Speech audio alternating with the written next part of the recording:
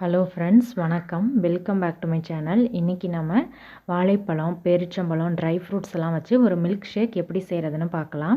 இது செய்கிறதுக்கு ஃபஸ்ட்டு நம்ம ட்ரை ஃப்ரூட்ஸ் எல்லாம் ஊற வச்சிடலாம். அதுக்கு நான் ஒரு 5 பாதாம் எடுத்திருக்கேன். அதை ஒரு மிக்சிங் பவுலில் சேர்த்துக்கலாம். அது கூட 4 முந்திரி, ஒரு 6 பிஸ்தா எடுத்துக்கலாம், 5 உலர் திராட்சை, ஒரு 8 பேரிச்சம்பழத்தை சீடை ரிமூவ் பண்ணிவிட்டு சேர்த்துக்கலாம். இது கூட ஒரு 1/2 கப் தண்ணி சேர்த்துக்கலாம். இதை ஒரு 2 மணி நேரம் நம்ம ஊற வச்சு எடுத்துக்கலாம். இப்போ 2 மணி நேரம் கழித்து பார்க்கலாம். இப்போ இது எல்லாமே நல்லா ஊறியிருக்கு. இப்போ இதில் பாதாமோட ஸ்கின்னை மட்டும் நம்ம ரிமூவ் பண்ணிவிட்டு சேர்த்துக்கலாம். இது மாதிரி பாதாமோட ஸ்கின்னை மட்டும் ரிமூவ் பண்ணிவிட்டு இதை அப்படியே நம்ம மிக்சர் ஜாரில் சேர்த்துக்கலாம்.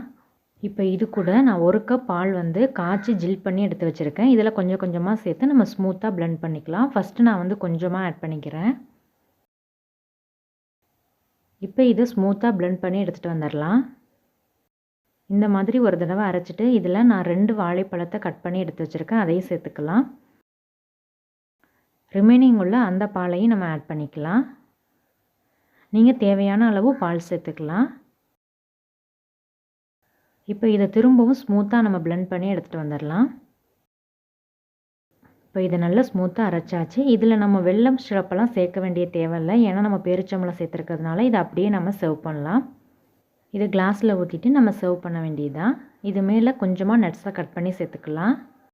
இப்போ டேஸ்டியான ஹெல்த்தியான வாழைப்பழம், பேரிச்சம்பழம், ட்ரை ஃப்ரூட்ஸ்லாம் வச்சு ஒரு மில்க் ஷேக் ரெடி ஆகிடுச்சு. இந்த ரெசிபி பிடிச்சிருந்தா லைக் பண்ணி, ஷேர் பண்ணிவிட்டு, சப்ஸ்கிரைப் பண்ணி, பெல் ஐக்கானை கிளிக் பண்ணி ஆளுங்கிற ஆப்ஷனை கிளிக் பண்ணி வச்சுக்கோங்க. தேங்க்யூ ஸோ மச் ஃபார் வாட்சிங்.